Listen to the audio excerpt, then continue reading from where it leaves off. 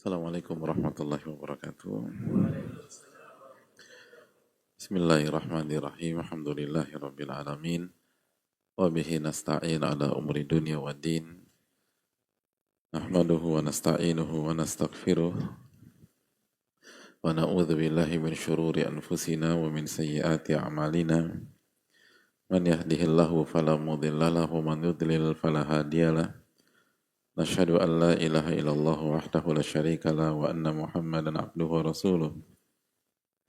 يا أيها الذين آمنوا اتقوا الله حق تقاته ولا تموتن إلا وأنتم مسلمون يا أيها الناس اتقوا ربكم الذي خلقكم من نفس واحدة وخلق منها زوجها وبث منهما رجالا كثيرا ونساء واتقوا الله الذي تساءلون به والأرحم إن الله كان عليكم رقيبا يا أيها الذين آمنوا اتقوا الله وقولوا قولا سديدا يصلح لكم أعمالكم ويغفر لكم ذنوبكم ومن يطع الله ورسوله فقد فاز فوزا عظيما.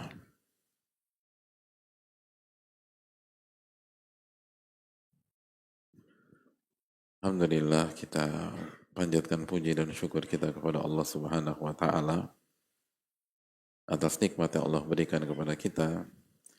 Sebagaimana salawat dan salam semoga tercurah kepada Rasulullah SAW. Kita meminta ilmu yang bermanfaat dan semoga Allah lindungi kita dari ilmu yang tidak bermanfaat. Dan semoga Allah Subhanahu wa taala menolong kita dan saudara-saudara kita khusus yang terzolimi di Palestina dan berbagai macam tempat. Semoga Allah Subhanahu wa taala memperbaiki urusan kita dan pemimpin-pemimpin kita. Innahu wali wa dzalika wal qadiru alaih. Hadirin yang semoga Allah muliakan. Kita kembali bersama Tadhkiratus Sami wal Mutakallim, dan sebelum kita lanjutkan saya mengingatkan diri saya pribadi dan jamaah sekalian bahwa kita berada di penghujung Syawal. Tanggal keberapa hadirin?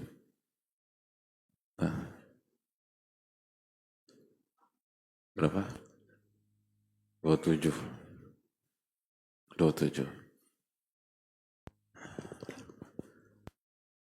Dan 27 Syawal.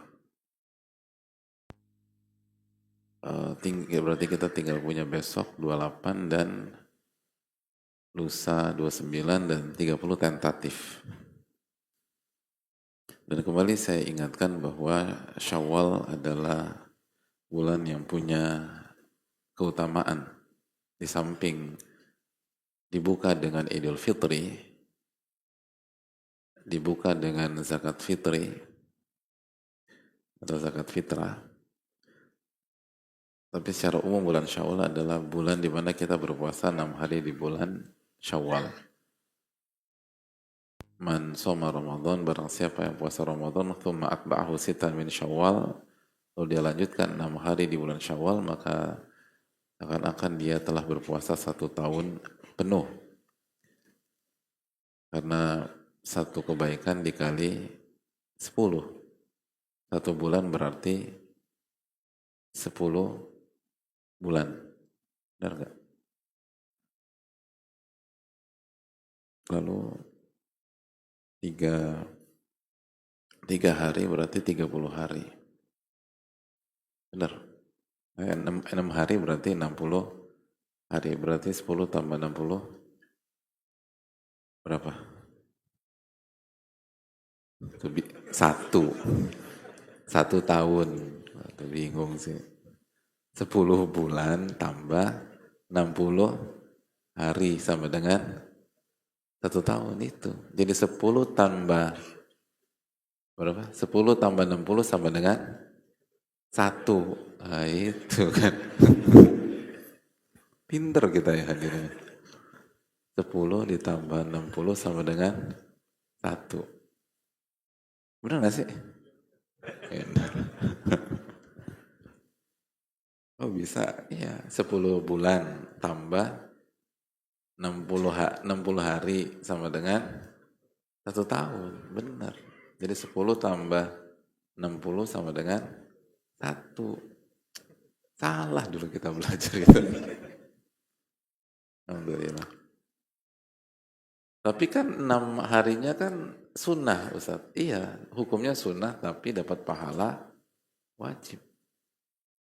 Jadi walaupun tinggal 2 hari lagi, jangan lengah. Karena bisa jadi di antara kita masih sisa 1 atau 2 hari lagi bisa jadi. Itu tolong diselesaikan.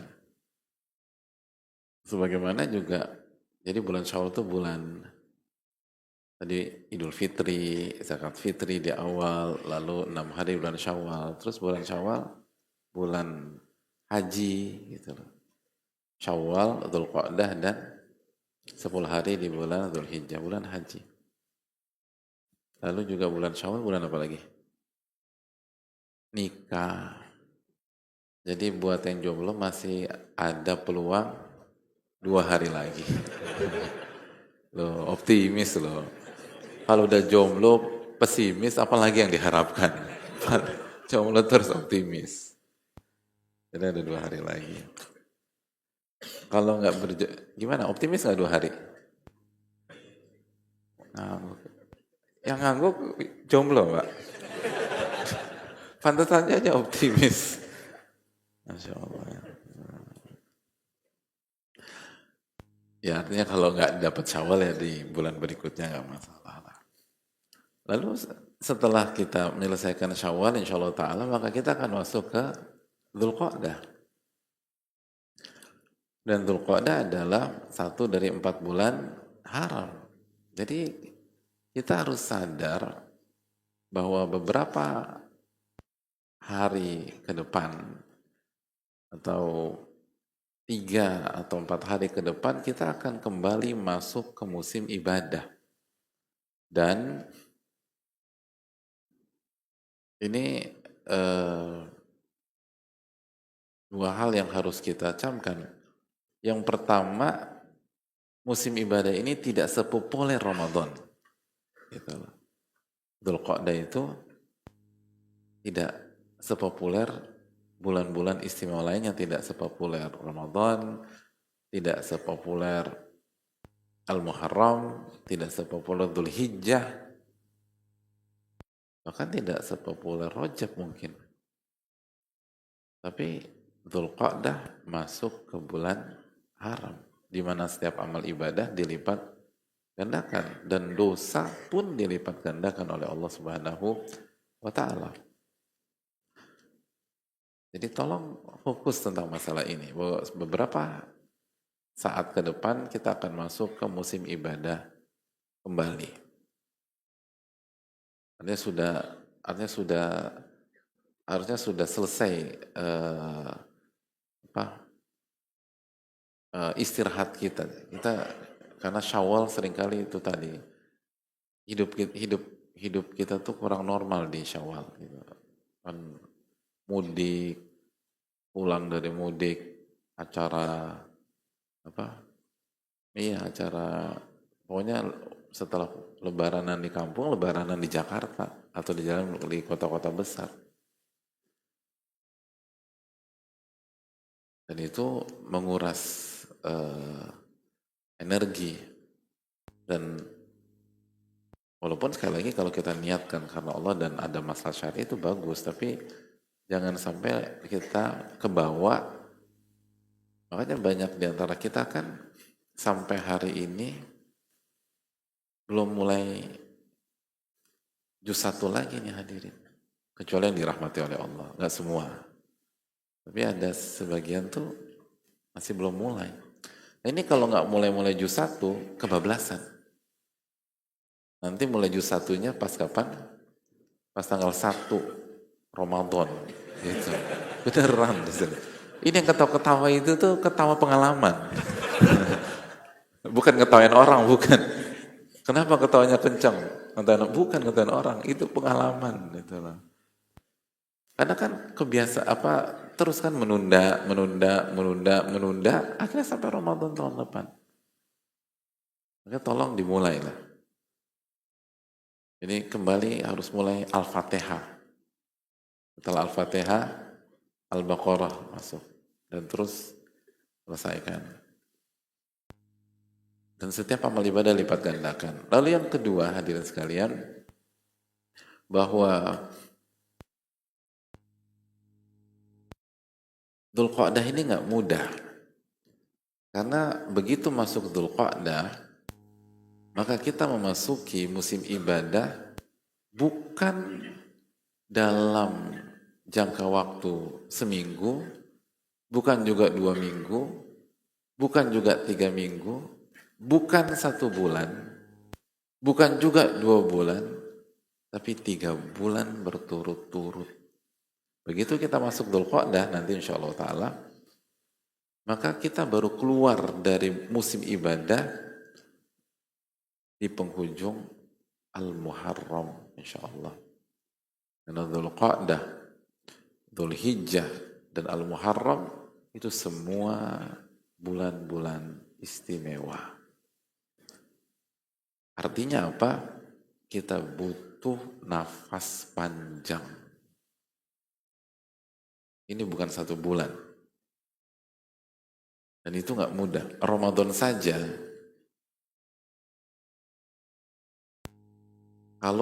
misalnya kalau tidak ada Lailatul Qadar 10 malam terakhir, goncang loh kita hadirin. Di hari-hari belasan Ramadan kan udah kelihatan tuh bagian. Emang nggak mudah. Nah, Dzulqa'dah itu bisa dikatakan tidak ada Lailatul Qadar, tidak 10 malam terakhir, tidak ada itu. Dan bukan hanya 1 bulan, bukan juga 2 bulan, tapi 3 bulan berturut-turut. Maka ini tantangan besar. Hanya orang yang punya mentalitas pelari maraton yang bisa berhasil. Ini benar-benar ujian. Bisa nggak kita ngadepin 3 bulan ibadah atau 3 bulan spesial yang datang berturut-turut? Hanya orang yang punya keikhlasan, punya kejujuran, dan mentalitas yang bisa melewati itu semua. Maka fokus dan minta pertolongan kepada Allah Subhanahu wa Ta'ala. Dan Dzulqa'dah juga merupakan bulan haji. Jadi seyogyanya, jadi sebenarnya kita sudah masuk ke bulan haji hampir genap 1 bulan, karena Syawal bulan haji. Dan kita akan masuk ke bulan haji kedua, lalu nanti klimaksnya 10 hari pertama di bulan Dzulhijjah. Jadi harusnya isu haji itu harus kuat di dalam diri kita. Dan memang itu juga lagi-lagi tantangan tersendiri. Karena kalau hadirin berada di Mekah hari ini, itu suasana haji sudah terasa secara umum di setiap tahunnya. Tapi yang jadi masalah bahwa haji itu bukan di sini gitu loh. Haji itu di sana.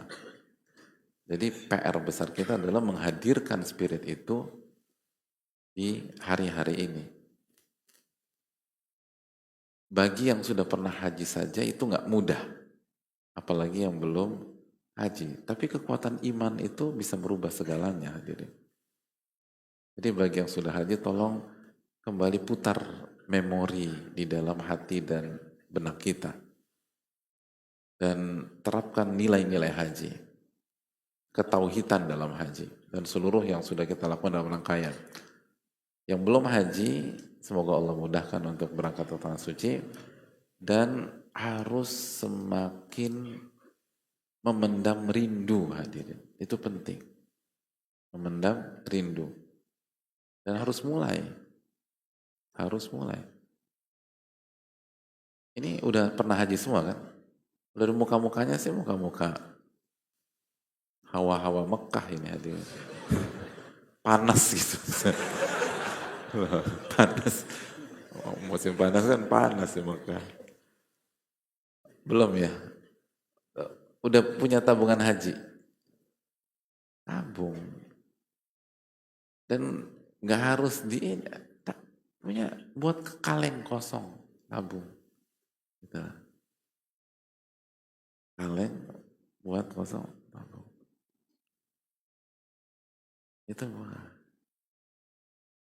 Jadi kaleng itu isinya nggak harus kue hadirin. Wong rengginangnya bisa hadirin. Masa uang nggak bisa? Gitu. Tabung. Kita tuh nggak pernah mulai masalah, makanya nggak berangkat-berangkat. Mulailah hadirin sekalian. Ini bulan haji harus kita angkat. Kapan lagi kita berangkat? Dan kalau kita nggak mulai, nggak akan pernah. Tidak akan mencapai garis finish orang yang nggak pernah melakukan langkah pertama di garis start. Kan gitu. Yang penting mulai aja dulu. Nabung. Walaupun 1000 taruh. 500 taruh. Inilah hadirin sekalian. Jadi ini bulan haji. Suasana tuh dan harus kita ingatkan terus, angkat terus dan seterusnya. Dan itu nasihat para ulama. Bahwa di bulan-bulan haji penekanan materi itu tentang haji. Itu bagaimana bulan Ramadan penekanannya tentang puasa, bukan tentang haji. Yang puasa. Dan ini bulan haji. Dan doa kepada Rabbul Alamin. Nggak ada yang nggak mungkin bagi Allah untuk memberangkatkan hambanya ke tanah suci. Itu hal yang, jadi Syawal tuh jangan kawin terus hadirin. Gitu. Proporsional aja. Ini pokoknya Syawal kawin Pak Ustadz. Iya benar, nikah. Tapi ada haji itu loh. Haji itu rukun Islam kelima. Jangan pernah dilupakan. Dan rugi ada. Hidup ini cuma sekali. Jangan sampai kita nggak pernah haji karena kelalaian kita. Kalau kita nggak mampu nggak masalah. Tapi seringkali mampu. Kalau kita jujur. Dan kalau kita nabung.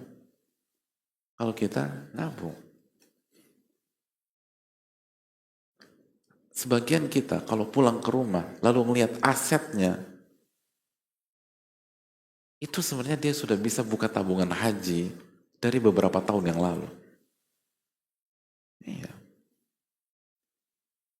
Haji kan tahun lalu berapa? Masih 30-an ya? Tahun ini 40 kalau nggak salah. Tahun ini berapa sih? 40 kalau nggak salah. Hah? 42 kan ya? 52 sekarang. 52. Makanya haji naik terus. Tahun kemarin masih itu. Tabungan haji berapa? 25 masih. 25. Motor berapa motor antum harganya? Tuh kan. Mobil berapa? Lalu coba kita lihat yang kita belanjakan selama 5 tahun belakangan ini. Yang bukan primary needs, yang bukan kebutuhan pokok. Yang sekunder, tersier selama 10 tahun ke belakang. Coba hitung deh. Nanti pulang. Jangan sekarang hitung ya, jangan. Sekarang haji. Nanti pulang hitung. Berapa biaya yang kita belanjakan selama 10 tahun ke belakang yang itu bukan kebutuhan pokok kita. Itu sekunder dan tersier. Ya, hiburan, jalan-jalan, yang mubah-mubah aja. Dan kau perlu hitung yang maksiatnya. Gitu. Ada banyak orang, kalau dia jujur dan dia niat benar, harusnya dia sudah bisa buat tabungan haji 15 tahun lalu. Dan tahun ini udah menjelang berangkat atau akan berangkat. Bisa bismillah. Cuman kita nggak prioritas, nggak kepikiran gitu loh. Ada banyak di antara kita nggak haji karena nggak pernah kepikiran untuk haji. Karena seringkali haji itu identik ibadah orang tua. Iya nggak sih? Iya. Kenapa belum haji? Kan gue masih muda. Itu jawabannya. Akhirnya nggak pernah melangkah atau menginjakkan langkah pertama untuk haji. Dan nggak pernah berangkat.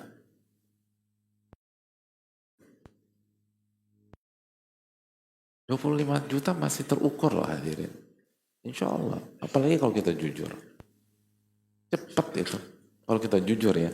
Cepat biarlah.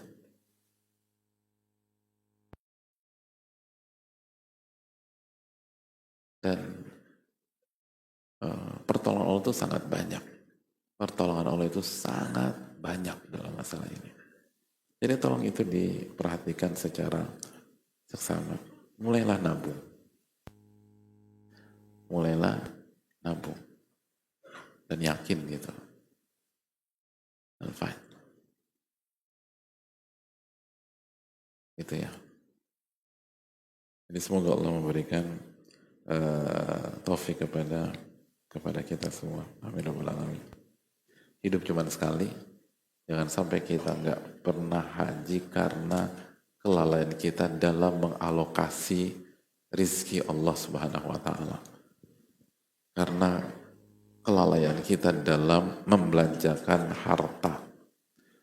Kita belanjakan harta kita untuk hal-hal yang mubah, nggak bermanfaat, bahkan banyak yang haram, tapi kita nggak pernah membuat tabungan atau celengan haji.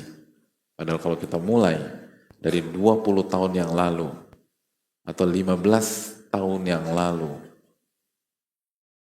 maka mungkin kita sudah berangkat atau tinggal nunggu 1-2 tahun lagi. Dan ada di antara kita, di tabungannya udah ada di atas 25 juta. Nggak kepikiran aja. Nggak kepikiran. Dari 10 tahun yang lalu udah ada 25 juta. Nggak kepikiran. Akhirnya nggak pernah berangkat. Dan kondisi berbeda. Dan haji naik. Jadi mumpung kita masih bisa nabung, maka tolong ditabung. Wallahu ta'ala misal. Itu poin hadirin sekalian. Dan berikutnya kita akan kembali melanjutkan materi kita dalam kitab Tadhkiratus Sami wal Mutakallim. Jamaah Allah muliakan, kita sedang membahas bahwa salah satu akhlak yang diridhoi oleh Allah dan harus dimiliki oleh setiap penuntut ilmu. Kalau ilmunya mau berkah, ilmunya mau menjadi ilmu yang bermanfaat. Karena kita sudah bahas inti dari ilmu itu ilmu yang bermanfaat. Laisal ilmu bikathrati riwayah wa innamal ilmu khasyah. Ilmu itu bukan banyaknya meriwayatkan, banyaknya bicara, banyaknya maklumat, tapi ilmu adalah rasa takut kepada Allah Subhanahu wa Ta'ala. Nah, untuk mendapatkan itu semua, kita harus punya adab dalam berinteraksi dengan ilmu. Dan di antara adab itu punya sifat-sifat yang Allah ridhoi. Dan di antara sifat-sifat itu adalah ketakwaan. Ketakwaan.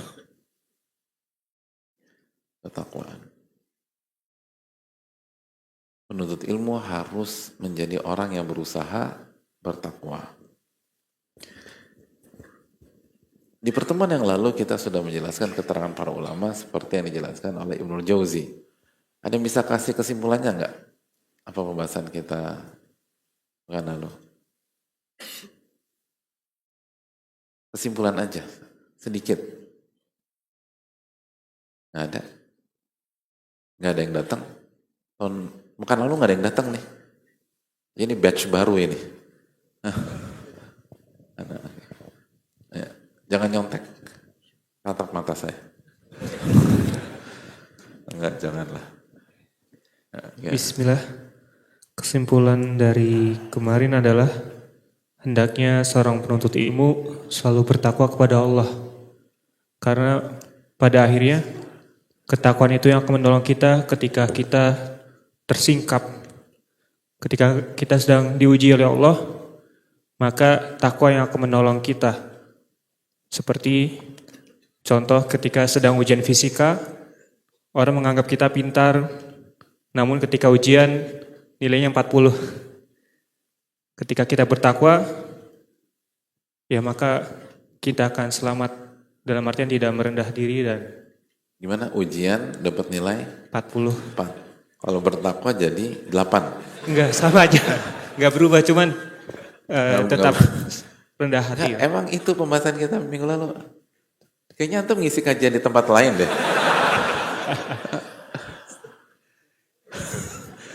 Loh kan husnudzon. Mungkin beliau itu benar. Benar. Ya, itu semua tentang takwa. Bahwasanya selama kita bertakwa kepada Allah, itu tidak akan merubah kita.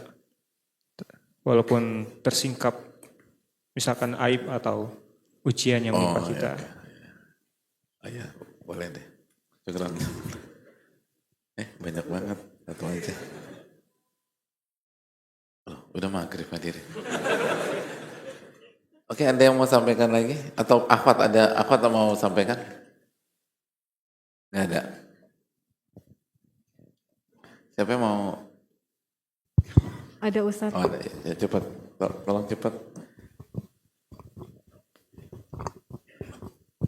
Assalamualaikum warahmatullahi wabarakatuh. Waalaikumsalam. Singkat, padat, jelas coba. Takwa adalah dasar dari keselamatan, penjaga yang tidak pernah tidur, penyelamat ketika kita terperosok. Jadi ketika kita terperosok, jatuh pun tidak terlalu jauh, Ustadz. Ya. Syukran, makasih. Ada yang lebih bulat lagi nggak? Oke, Fadhil. Bismillah. Kehidupan dapat ya tadi Ahmad ya. Bismillah. Kehidupan itu dinamis, maka kita diminta berpegang untuk sesuatu yang stabil, yaitu takwa. Maka dengan takwa, apapun yang terjadi dalam kehidupan tidak akan menghancurkan kita. Iya, syukran, makasih. Jazakallah khairan. Itu poinnya. Jadi kehidupan itu nggak stabil, hadirin. Kehidupan itu dinamis. Kehidupan itu atas bawah, miskin kaya, berhasil gagal. Ada kalanya kita berhasil, ada kalanya kita gagal. Ada kalanya kita punya uang, ada kalanya kita nggak punya uang. Ada kalanya kita nggak punya pasangan, ada kalanya kita punya pasangan.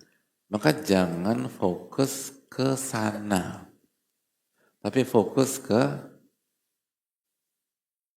yang selalu stabil, yaitu ketakwaan.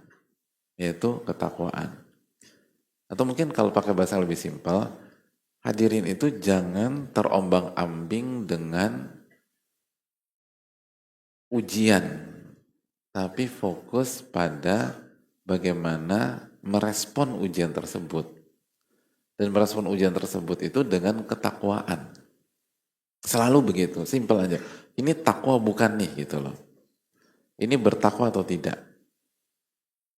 Jadi jangan, bukan maksudnya remehkan ujian ya, enggak. Tapi maksudnya tuh jangan semua konsentrasi itu ke sana. Karena yang menentukan berhasil atau tidaknya kita itu bukan ujiannya. Kan hadirin waktu sekolah gitu, waktu kuliah, yang menentukan lulus atau enggak lembar soal ujian atau lembar jawaban. Nah, ini pernah sekolah gak sih? Kok jawabannya kurang mantap sih? Yang menentukan kita lulus atau enggak, dapat 10, 9, 8, 7, 6, 5, 4, 3, 2, 1, 0,2. Itu tuh lembaran soal ujian atau lembar jawabannya? Lembar jawaban itu. Jadi fokusnya tuh ke sana. Yang membuat kita dapat nilai 10, 9, atau 4 dan 3, itu karena soalnya susah atau soalnya mudah? Yang mana? Yang membuat antum dapat 10, yang membuat antum dapat, yang membuat hadirin dapat 8, atau yang membuat hadirin dapat 3, itu karena soal ujiannya mudah atau karena soal ujiannya susah? Iya.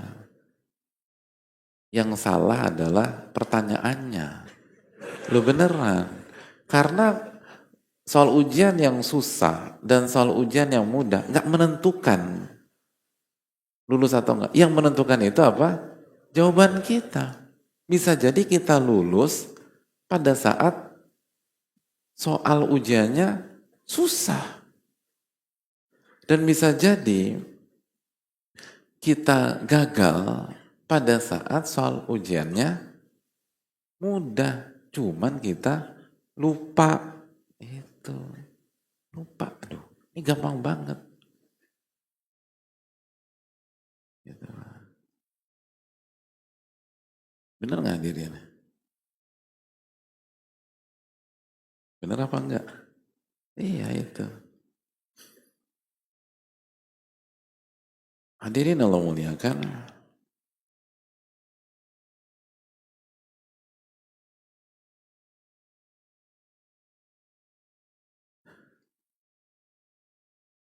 Makanya kan apa mata pelajaran yang paling sulit bagi hadirin apa? Tata boga. Ini anak IPA semua. Oke, mata pelajaran paling favorit, paling mudah itu apa?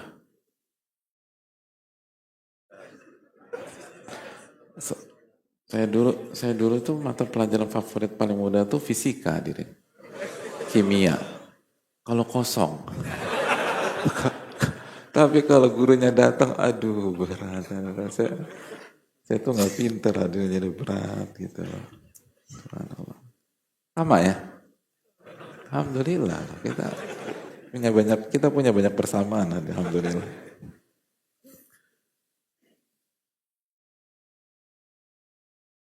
Hadirin ujian fisika dan soalnya soal yang menakutkan soalnya dan gurunya cuma kasih satu soal. Begitu buka lembar pertanyaannya, ternyata soal paling susah sedunia menurut kita itu adalah materi yang kita baca jam 3 malam tadi. Karena kita belajar sampai jam 3, walaupun mulainya jam setengah 3. Gitu. Jadi kebangun setengah 3 buka buku, setengah jam, lanjut lagi bismillahirrahmanirrahim wa ahya. Tapi efektif, itu yang keluar daripada belajar dari awal gak ada yang keluar, kan lebih bagus ini. Kira-kira menghadapi ujian yang super sulit itu, perasaan kita gimana? Senang hadirin, bahagia, lapang. Jadi padahal masih dalam proses ujian. Belum selesai nih ujiannya. Pengumuman masih 2 minggu lagi. Ini dalam detik-detik ujian, hati kita saja sudah lapang. Jadi badai pasti berlalu itu nggak berlaku bagi kita. Habis gelap terbitlah terang itu nggak berlaku bagi kita. Di tengah kegelapan malam akan ada matahari terbit itu nggak berlaku. Kita menikmati hidup walaupun di tengah-tengah ujian. Dan kita akan tebar pesona. Di kelas kita senyum-senyum sendiri. Kita senyum lepas. Apalagi kalau nengok ke kanan, ngelihat temen pucat. Tambah puas kita. Tapi ini nggak bener nih, salah. Nengok ke kiri, temen keringat dingin. Tambah seneng gitu. Padahal ujian yang kanan dan ujian yang kiri itu sama. Gak beda. Tapi kenapa sebelah kanan pucat, sebelah kiri keringat dingin, kita tersenyum lepas. Yang membedakan adalah soal, lembaran jawaban. Kita tahu jawabannya. Jadi masalahnya bukan di lembaran ujian. Masalahnya itu di lembar jawaban, hadirin. Nah sama hidup itu masalahnya bukan pada saat kita nggak punya uang. Tapi bagaimana menjawab ketika kita nggak punya uang? Nah jawaban itu, rumusnya itu takwa hadirin. Itu. Itu rumus takwa. Gitu. Itu soal ujian sesulit apapun bisa dijawab nanti. Gitu. Sebaliknya, kalau ujiannya mudah, tapi kita nggak tahu jawabannya, gagal kita. Betul nggak Adil? Ya. Contoh, saya mau tanya, sebutkan rumus luas trapesium. Coba. Tuh kan, diem. Ini diem karena hadirin diem, walaupun nggak bisa jawab, karena saya nggak tunjuk langsung. Coba kalau saya tunjuk hidung salah satu hadirin, suruh berdiri, terus jawab gitu. Insya Allah gitu. Ya. Keringet dingin, pucat lah. Padahal saya mau tanya, pertanyaan rumus luas trapesium itu pertanyaan sulit dalam matematik atau gampang? Mana yang bilang gampang?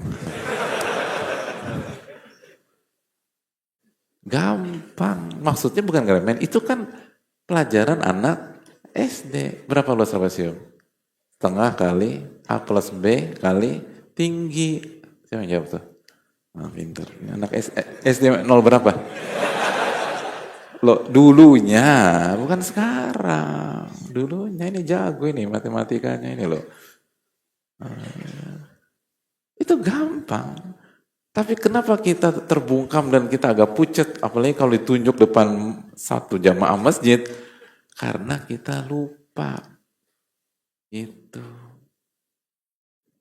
Jadi soal ujian mudah aja, level anak SD, kalau nggak tahu jawabannya, repot. Sama juga dengan ujian hidup. Allah kasih ujian mudah, kita nggak tahu jawabannya, ribet hidup kita hadirin. Gitu. Jadi fokuslah ke lembar jawaban.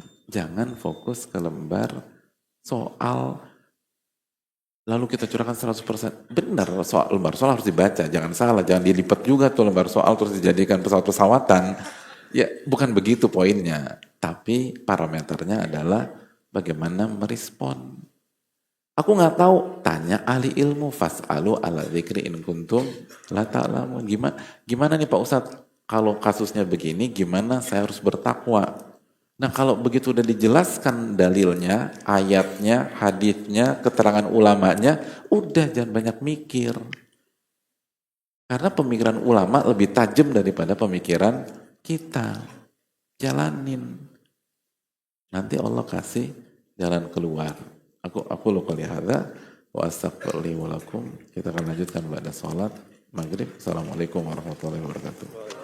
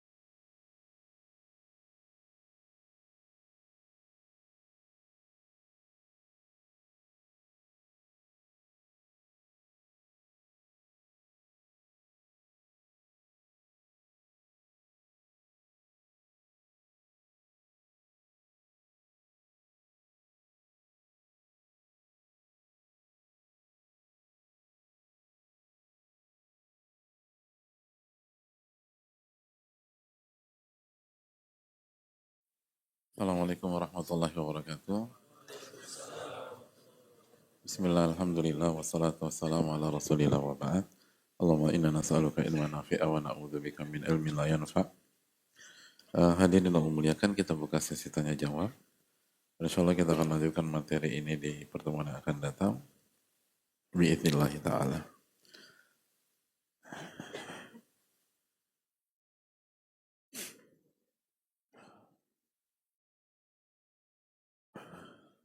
Terima kasih.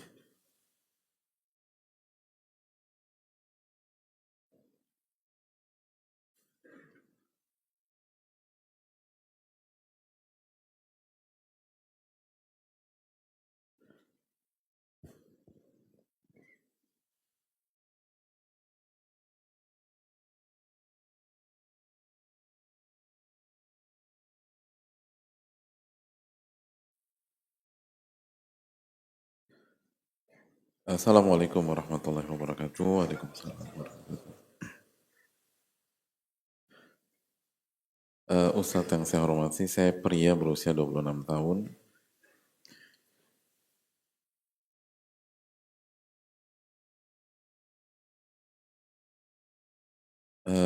Bekerja sebagai seorang manajer di sebuah perusahaan. Beberapa waktu lalu saya mengalami kegagalan dalam proses pernikahan karena beberapa hal yang sulit saya jelaskan. Sejak itu saya merasa hampa, kosong, dan kadang sulit menemukan arah atau semangat dalam menjalani hari-hari. Saya ingin bertanya bagaimana saya sebaiknya menghadapi kegagalan ini secara iman dan akhlak. Apa yang bisa saya lakukan agar bisa bangkit kembali, tetap semangat, dan tidak larut dalam rasa kehilangan ini? Mohon nasihat dan pencerahan Ustadz. Assalamualaikum warahmatullahi wabarakatuh. Waalaikumsalam warahmatullahi wabarakatuh. Ini kan bukan rasa kehilangan, hadirin. Ini gagal mendapatkan. Kan nggak ada yang hilang. Dari jomblo ke jomblo. Nggak ada yang hilang. Loh, iya, hilang itu dari punya pasangan lalu jomblo gitu loh. Kan itu. Tapi ini kan bukan kehilangan. Kecuali mungkin kehilangan kesempatan dan seterusnya. Hadirin Allah muliakan, ketika selesai perang Uhud yang berakhir dengan ketidakberhasilan memenangkan pertempuran, itu ada luka di sebagian jiwa para sahabat.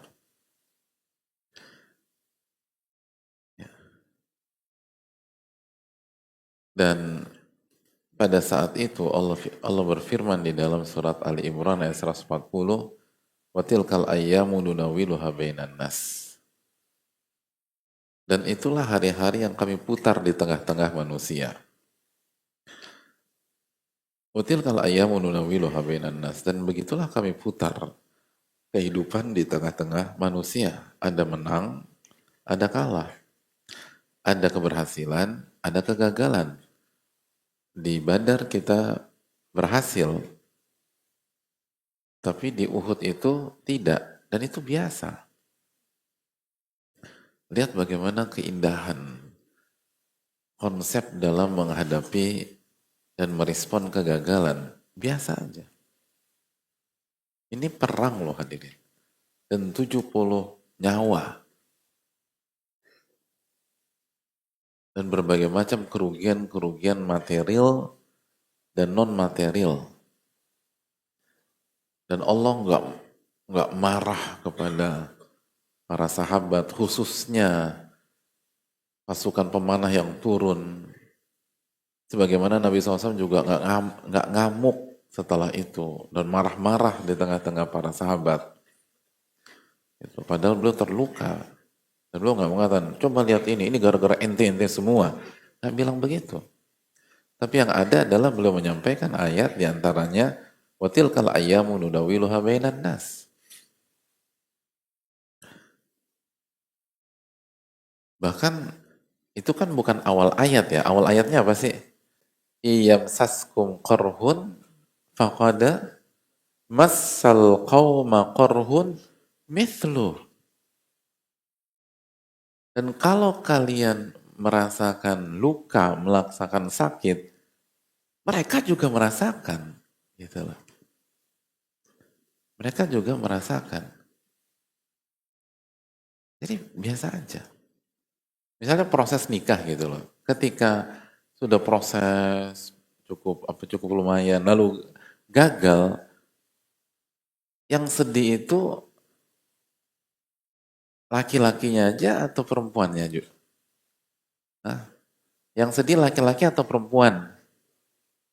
Lagi-lagi pertanyaannya salah. Bukan atau, itu harusnya kedua-duanya atau kedua-duanya itu maksudnya. Dua-duanya itu terpukul, sedih, atau terpengaruh.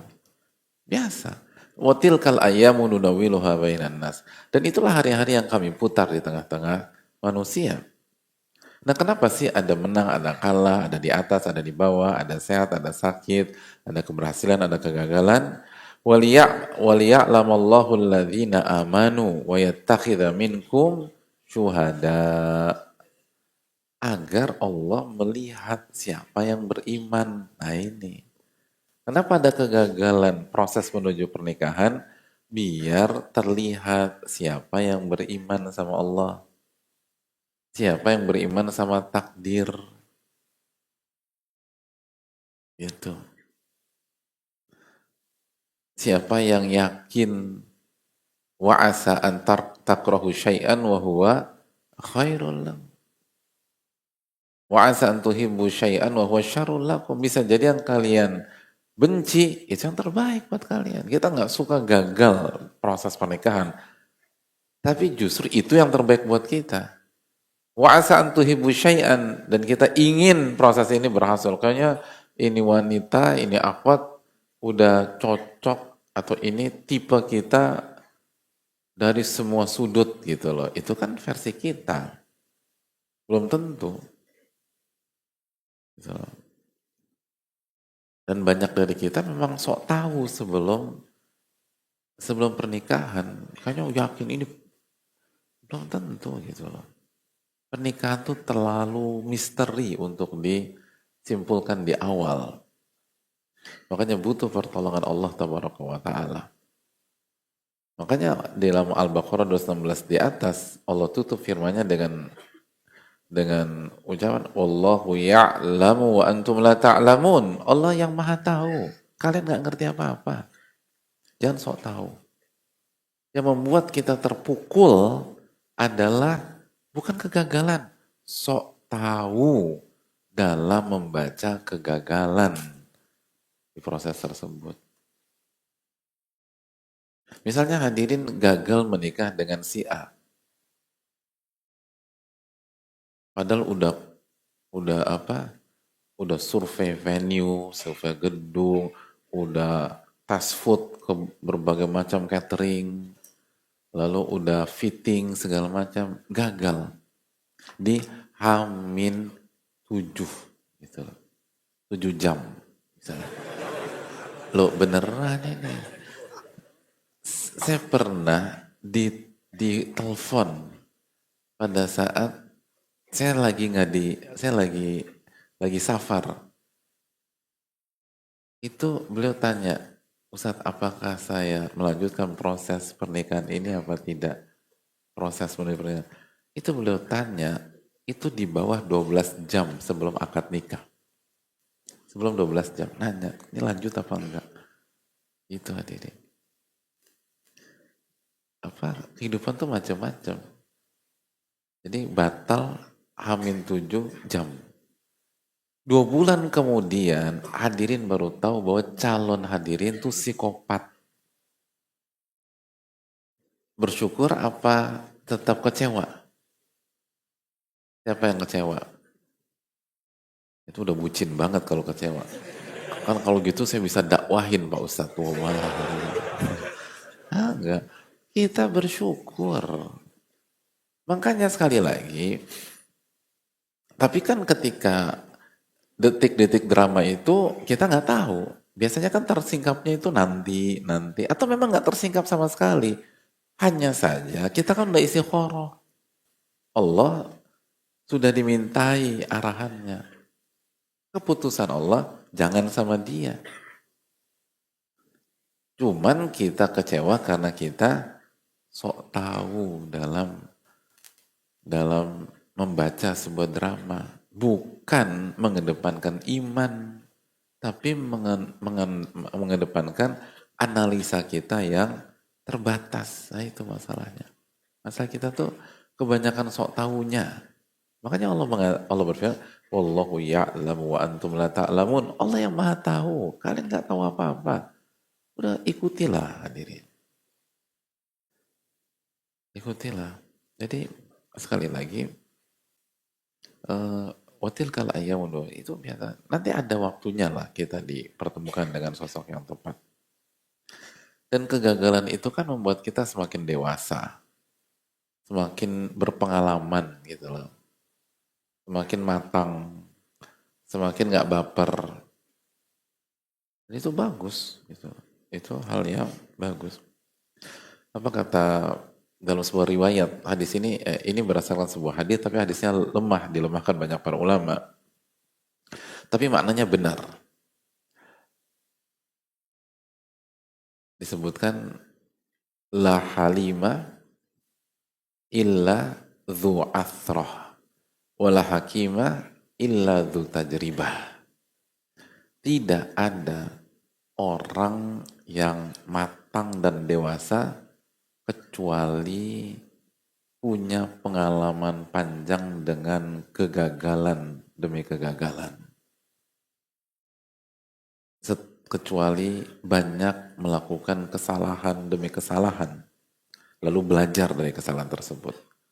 Wala hakima illa dzu tajribah. Dan tidak ada orang bijak kecuali orang yang kaya akan pengalaman. Nah itu maknanya benar.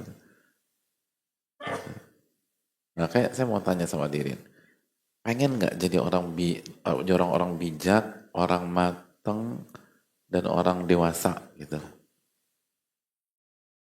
Pengen nggak Din? Nggak pengen. Saya nggak bilang tua loh Din, dewasa. Tua itu keniscayaan, dewasa itu pilihan dengan taufik Allah Subhanahu Wa Taala. Kita pengen. Pertanyaannya, udah berapa kali gagal dalam hidup? Banyak belum. Yang nggak akan bisa matang, nggak akan bisa dewasa, nggak akan bisa bijak. Orang-orang yang jago-jago, intinya gini, kalau hadir ngelihat orang bijak, orang yang dewasa, yang matang dalam berpikir segala macam, itu orang banyak gagal. Ya, tapi jangan dibilang, lu banyak gagal lo. Ya. Tapi dia insya Allah nggak baper, kan orang matang, orang bijak. Iya emang saya banyak gagal, tapi kan kita nggak etis bilang begitu. Jadi kita ini seringkali salah dalam membaca kehidupan.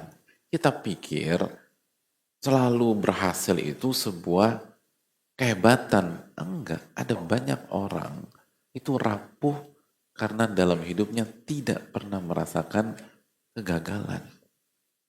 Itu rapuh. Jadi paranoid gitu loh. Tekanan dan pressure-nya tuh besar. Ingin selalu tampil perfect gitu. Dan itu nggak nyaman. Tapi kalau orang yang sudah terbiasa dengan kegagalan, lalu belajar dari kegagalannya, lalu semuanya diserahkan kepada Allah Subhanahu Wa Taala, itu lihat ketika Nabi SAW menghadapi kenyataan unta beliau kalah biasa. Kenapa? Pengalaman panjang gitu. Pengalaman panjang. Pasang surut kehidupan. Dan Nabi SAW kan nggak selalu quote unquote berhasil dalam misinya. Salah satu misi Nabi SAW mendakwahi Abu Lahab, betul nggak? Betul, sampai dibicarakan di bukit. Berhasil apa enggak Abu Lahab masuk Islam? Dari sisi itu enggak. Abu Lahab bukan hanya enggak masuk Islam, turun ayat tabat yada abi lahabiu watab. Itu Nabi kita SAW. Gitu loh. Dan gitu hadirin. Salah satu misi Nabi SAW mendakwahi Abu Jahal itu. Mendakwahi Abdullah bin Ubay bin Salul. Saking semangatnya sampai Abdullah bin Ubay bin Salul, gembong munafik itu, ketika meninggal dan anaknya minta pakaian Nabi SAW untuk menjadi kain kafan, dikasih. Lalu minta disolatkan Nabi SAW, Nabi mau, saking pengennya. Gak bisa. Allah tusalli ala ahadi minhum mata abana. Turun ayat, jangan pernah sekali-kali Anda mensolatkan orang munafik ketika dia meninggal atau dia mati. Gak boleh. Jadi Nabi SAW itu kaya akan pengalaman. Nabi hadirin ya, Nabi kita semua Sallallahu Alaihi Wasallam itu bukan orang yang kalau dakwahin A pasti berhasil orang itu dapat hidayah. Kalau dakwahin B pasti berhasil orang itu dapat hidayah. Kalau dakwahin C pasti berhasil orang itu dapat hidayah. Bukan seperti itu. Bukan seperti itu. Bahkan Allah berfirman, innaka latahdi man ahbabta. Engkau tidak bisa memberikan hidayah taufik kepada orang yang kau cintai. Walakin Allah yahdi man yasha. Tapi Allah yang memberikan hidayah taufik tersebut. Itu hadirin. Dan ini penting dalam meresapi sifat seorang hamba. Kegagalan yang kita rasakan itu akan memudahkan kita meresapi diri sebagai seorang hamba. Sebaliknya, kalau hadirin nggak pernah gagal, susah untuk merendah, susah. Karena menang terus, gitu loh. Menang terus. Kalau hadirin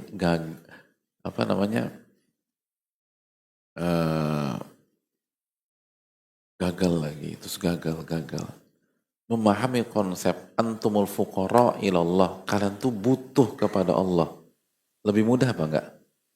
Mudah, karena terbukti kemarin ngandelin diri sendiri gagal, gitu loh. Kemarin lusa ngandelin diri sendiri gagal lagi. Oh, berarti saya butuh nih sama Allah. Tapi kalau nggak pernah gagal, selalu berhasil. Orang yang selalu menang, selalu berhasil dengan upaya yang dilakukan, kerja keras, merasa butuhnya itu kepada pihak lain, besar atau kecil, karena gue bisa sendiri gitu. Dan kalau udah merasa bisa tanpa bantuan Allah, apa yang terjadi?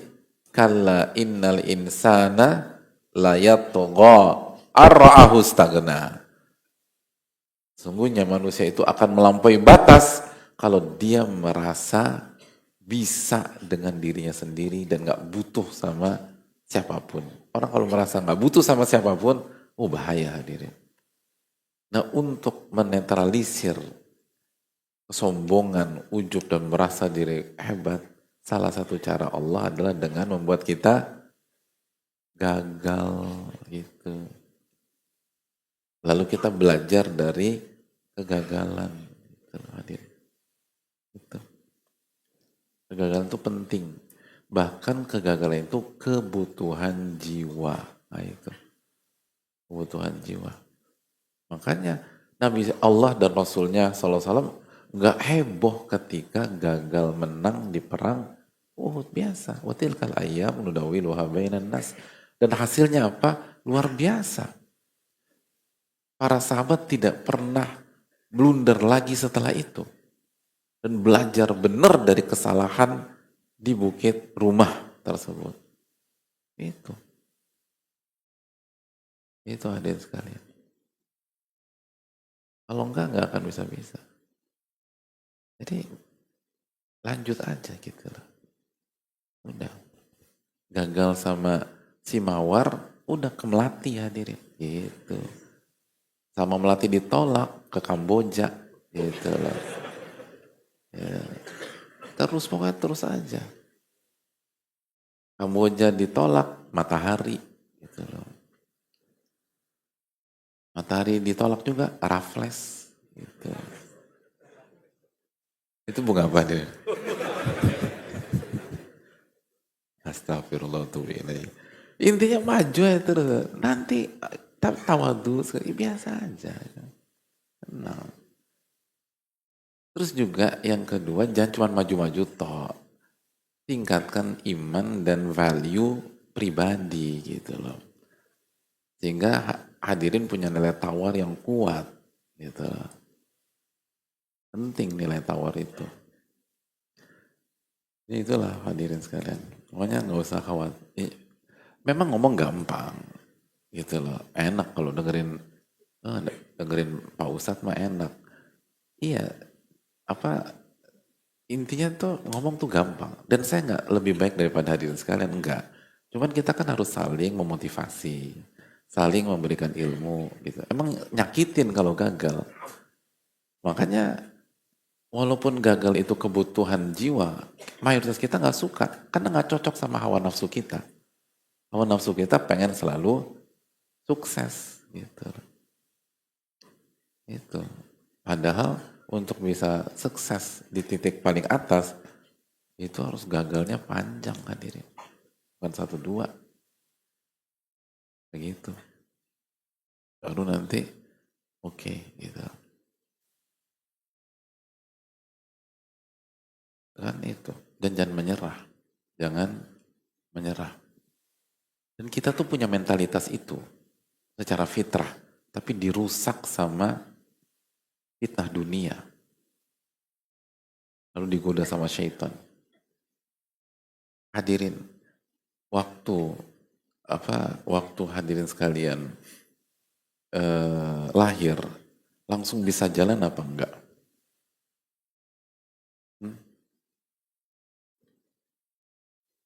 Siapa yang bisa jalan? Saya kasih hadiah.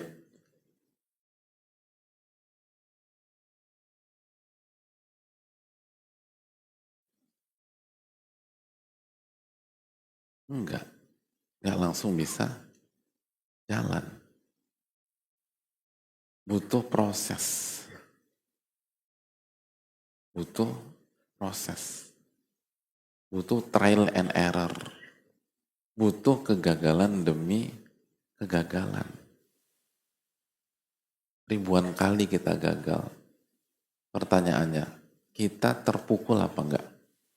Saya ingin tanya, pernah ngeliat nggak bayi merenung gara-gara hari ini gagal berdiri sebanyak 20 kali? Nggak ada deh. Ada nggak bayi memutuskan, kayaknya aku nggak bakat mah untuk bisa jalan. Aku mau merangkak terus seumur hidup. Aku membuat paguyuban merangkak. Gitu. Nggak ada. Itu hadirin sekalian loh. Jadi sebenarnya hadirin sekalian itu udah punya mental juara. Kan kullu mauludin yuladu alal fitrah. Setiap bayi yang lahir itu lahir di atas fitrah. Yang ngerusak itu ya itu tadi lingkungan. Nanti ada kalau gagal sendiri dibully, diketawain gitu loh. Itu kan membuat mental kita ciut.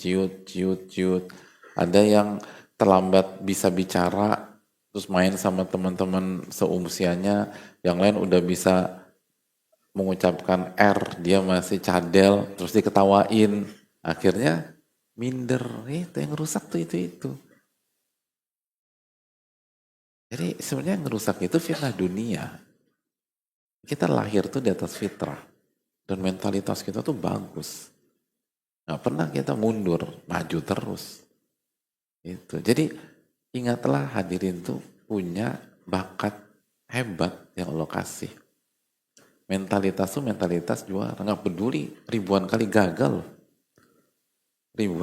Ribuan kali gagal. Sebelum akhirnya berhasil berjalan.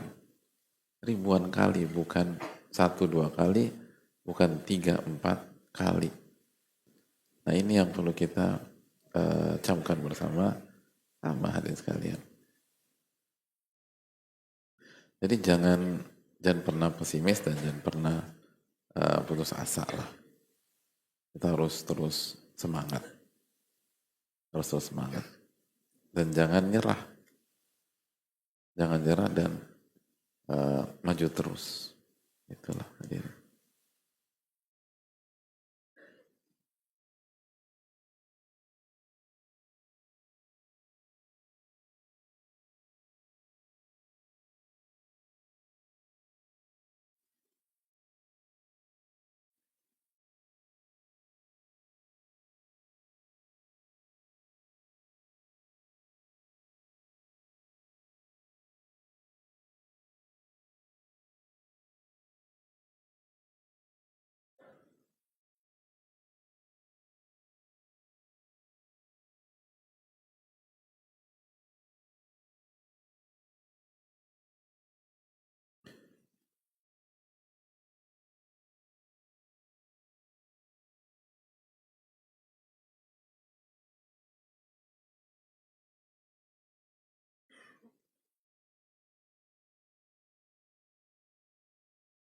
Oh iya, sebelum saya lanjutkan, itu ada penelitiannya hadirin.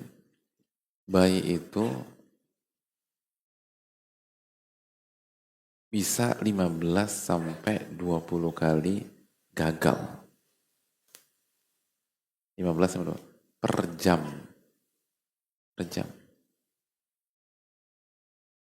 Oh bingung kan hadirin dari bayi juga. Ya itu kita. Jadi kita tuh gagal bukan setahun 2 kali, bukan. 20 kali per jam. Tapi kan gak minder. Santai aja kita. Tenang kita. Nah itu kita harus kembalikan lagi mentalitas itu.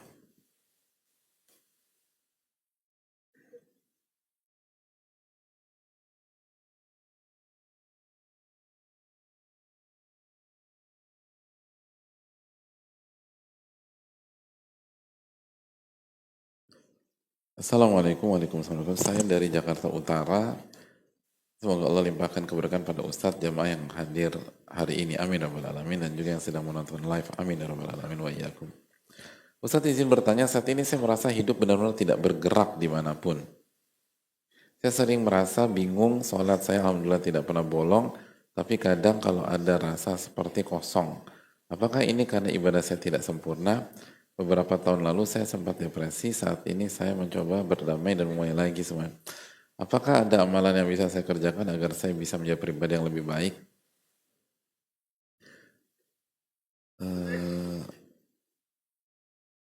Saya merasa hidup saya benar-benar tidak bergerak dimanapun. Dari sosok di Jakarta Utara. Yang pertama main-main ke Jakarta Selatan. Nah, nanti hadir bergerak dari utara. Loh, ini kan masjid ini di Jakarta Selatan. Tapi itu jawaban intermezzo ya. Jawaban seriusnya, hadirin, banyak doa deh sama Allah. Bener deh, itu kunci. Memang hati kita tuh selabil itu tuh seperti itu memang. Kita itu memang selemah itu. Kan Allah mengatakan, wa khuliqal insanu dha'ifa dalam surat An-Nisa. Manusia itu diciptakan dalam kondisi lemah, benar deh. Gak mengejutkan. Dan ini bisa terkena siapapun. Jadi bukan karena penanya duduk di kursi pesakitan. Enggak, emang manusia itu selemah itu kalau gak ditolong sama Allah. Dan ini bisa kena kita, siapapun kita. Makanya kita harus banyak baca alhamdulilladzi afana mimma btalahu bi wa faddalana ala katsir mimman khalaqa tafdila.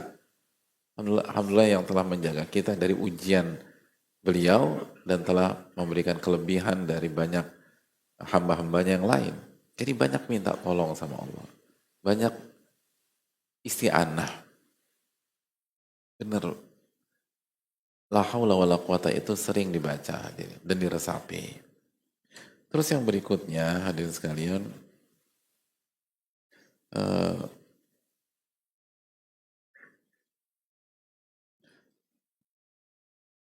kita perlu memperbanyak interaksi dengan Al-Quran. Itu penting. Karena Al-Quran tuh luar biasa dirinya. Dan kita lalai dengan Al-Quranul Karim. Ila man rahimah rabbuh, kecuali dirahmati oleh Allah. Jadi coba dekat lagi dengan Al-Quran. Kenapa Ramadan kayaknya selalu lebih bermakna daripada bulan lain? selalu lebih indah daripada bulan lain. Ada pencapaian yang kita nggak pernah capai di bulan-bulan lain. Karena di Ramadan adalah waktu di mana kita paling dekat dengan Al-Quran diantaranya.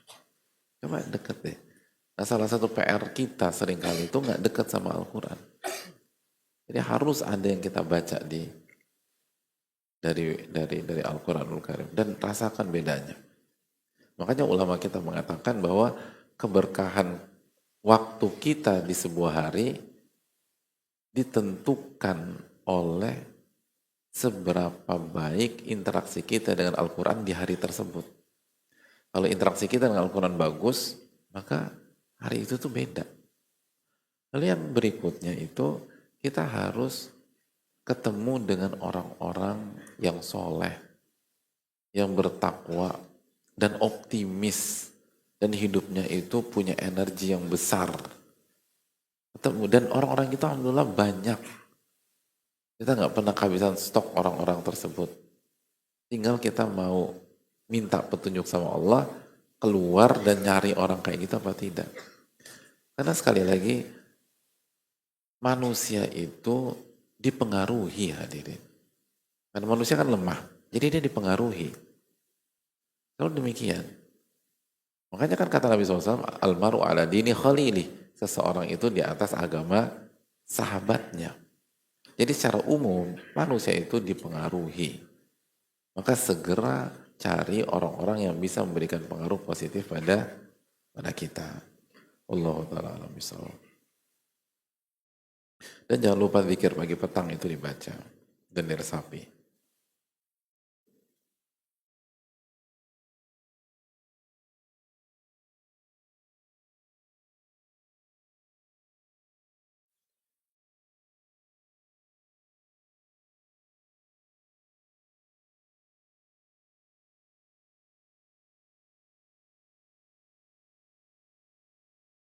Udah habis ya hadirin. Ya saya rasa cukup sampai di sini. Semoga Allah memberikan taufik kepada kita. Sekali lagi persiapan untuk Dzulqa'dah.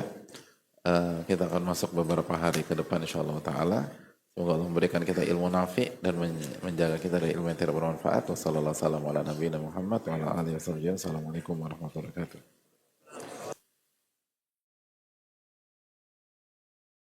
Meraih cinta Allah dengan bersedekah rutin.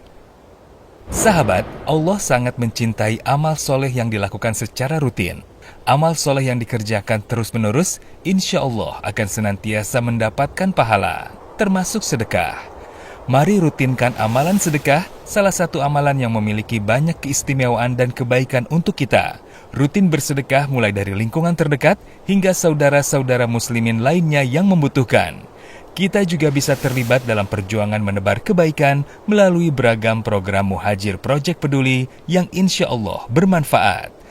Semangat rutinkan bersedekah dan meraih cintanya. Salurkan sedekah terbaik kita melalui